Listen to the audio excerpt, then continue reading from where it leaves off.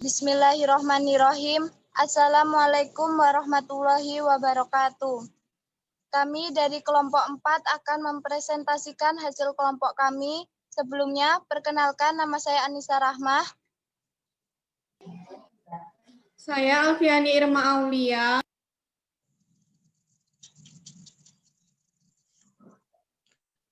Saya Rika Melinda Anggraini. Selanjutnya, kami akan mempresentasikan tentang mazhab dalam ekonomi Islam. Latar belakang, agama Islam hanyalah satu, yaitu agama yang hak atau kebenaran dari Allah Subhanahu wa Ta'ala.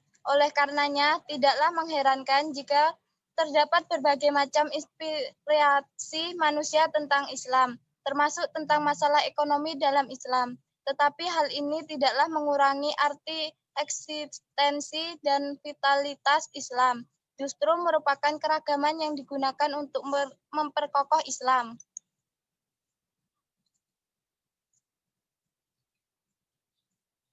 Karakteristik dasar pemikiran ekonomi Islam pada saat ini secara garis besar terdapat 3 mazhab atau corak pemikiran utama, yaitu pertama, mazhab Istihadunah. Tokoh-tokohnya antara lain Muhammad Baqir Al-Arsyad, Abbas Mirakhor, Baqir Al-Hasan, Kadim Al-Hasan, Irad Tautansyah. Yang kedua, mazhab mainstream. Tokoh-tokohnya antara lain Muhammad Abdul Manan, Monzar Kaf, Umar Capra, Muhammad Najatullah Sadiki.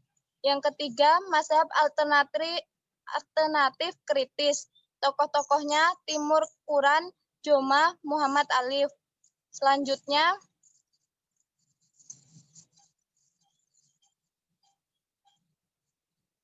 mazhab Istihadunah. Tokoh-tokohnya antara lain Muhammad Baqir Al-Arsyad, Abbas Mirakhor, Baqir Al-Hasan, Kadim Al-Arsyad, Irad Tautansyah.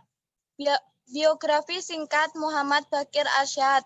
Muhammad Baqir Al-Arsyad berasal dari keluarga sipil yang dilahirkan pada tanggal 1 Maret 1935 Masehi atau 25 Zulqa'dah 1353 Hijriah di Baghdad.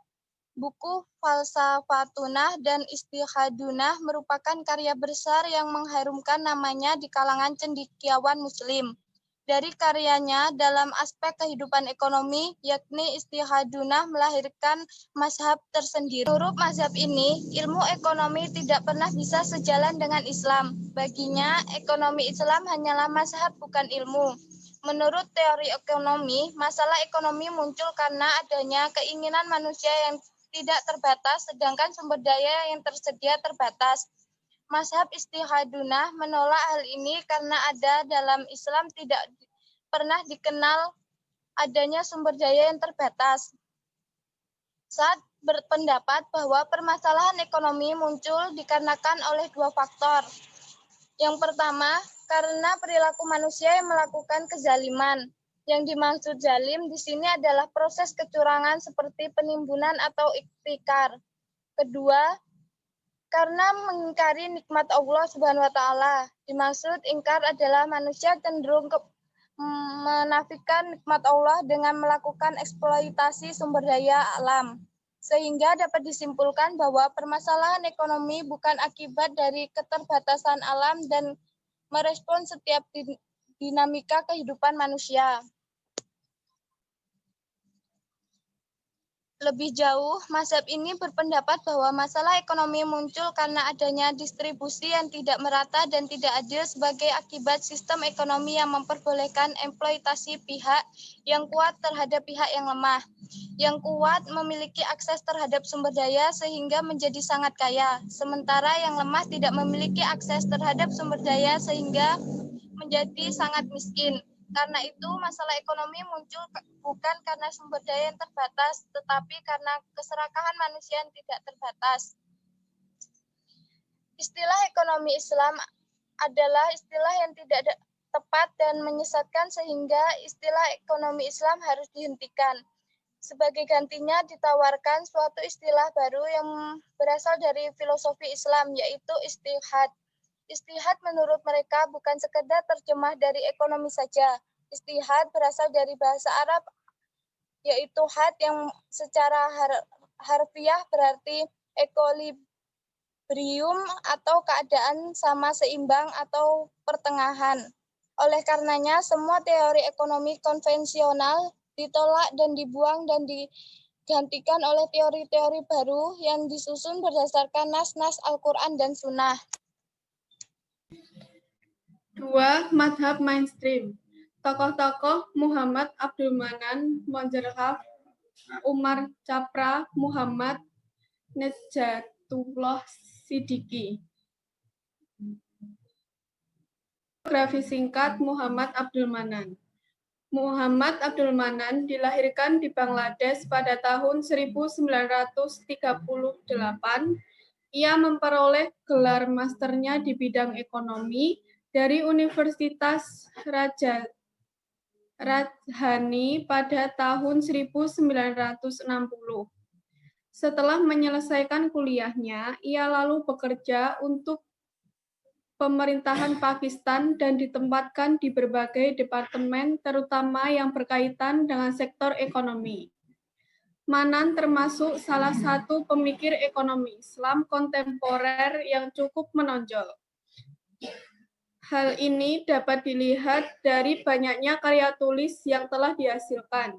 Salah satu karya tulisnya adalah Islamic Economy, Theory and Practice, yang terbit tahun 1970 dan telah diterjemahkan ke dalam berbagai bahasa seperti Turki, Arab, Bengali, Malaysia, termasuk bahasa Indonesia. Berpendapat bahwa ilmu ekonomi Islam merupakan ilmu pengetahuan sosial yang mempelajari masalah-masalah ekonomi rakyat yang diilhami oleh nilai-nilai Islam. Menurutnya, ilmu ekonomi Islam adalah ilmu tentang manusia, bukan individu yang terisolasi, tetapi mengenai individu sosial yang meyakini nilai-nilai hidup dalam Islam. Masalah ekonomi yang fundamental muncul dari adanya kebutuhan yang tidak dapat dipenuhi kecuali dengan mengorbankan sumber daya energi manusia dan peralatan material yang terbatas.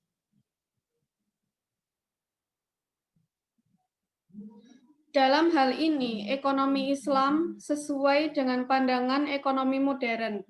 Bedanya ada pada penentuan pilihan dalam skala prioritas, di mana dalam ekonomi modern pilihan tergantung pada bermacam-macam tingkah masing-masing individu tanpa memperhatikan persyaratan-persyaratan masyarakat. Singkatnya, pilihan dilakukan berdasarkan tuntutan nafsu semata. Sedangkan dengan ekonomi Islam, penentuan pilihan tidak bisa seenaknya saja, sebab semua sendi kehidupan telah diatur oleh Al-Quran dan Sunnah, sehingga kita sebagai manusia ekonomi Islam harus selalu patuh pada aturan-aturan syariah yang ada.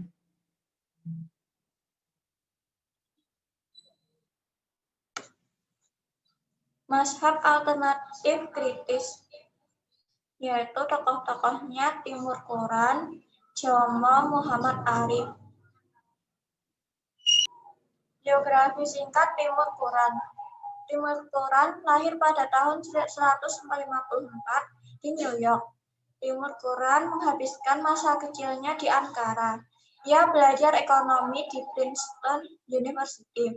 Sampai akhirnya, ia diwisuda dengan prestasi sebagai mahasiswa terbaik di angkatannya dan melanjutkan belajarnya di Stanford University. Timur Quran adalah seorang ekonom Turki, Amerika, profesor ekonom dan ilmu politik, dan profesor keluarga Gorter dalam studi Islam di Duke University.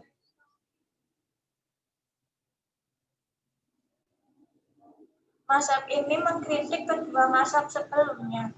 Mazhab pertama dikritik sebagai mazhab yang berusaha untuk menemukan sesuatu yang baru, yang pada hakikat aslinya sudah ditemukan oleh orang lain. Mereka menghancurkan teori lama untuk kemudian menggantinya dengan teori baru yang notabene sebagian telah ditemukan.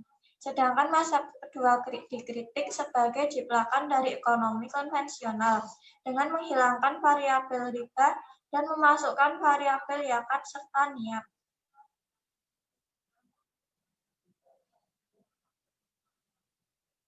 Ini berpendapat bahwa analisis kritis bukan saja harus dilakukan terhadap ekonomi konvensional yang telah ada, tetapi juga terhadap ekonomi Islam itu sendiri. Sebab ekonomi Islam muncul sebagai tafsiran manusia atas Al-Quran dan Sunnah, di mana tafsiran ini bisa saja salah dan setiap orang mungkin mempunyai tafsiran berbeda atasnya. Setiap teori yang diajukan oleh ekonomi Islam harus selalu diuji kebenarannya agar ekonomi Islam dapat muncul sebagai rahmatan lil alamin di dunia. Mazhab ini adalah sebuah mazhab yang sangat kritis. Mereka berpendapat bahwa sebuah analisis kritis bukan hanya saja harus dilakukan dengan sosialisme dan kapitalisme, tetapi juga dengan ekonomi Islam itu sendiri. Mereka yakin bahwa ekonomi Islam itu pasti yang benar. Demikian presentasi dari kelompok kami. Wassalamualaikum warahmatullahi wabarakatuh.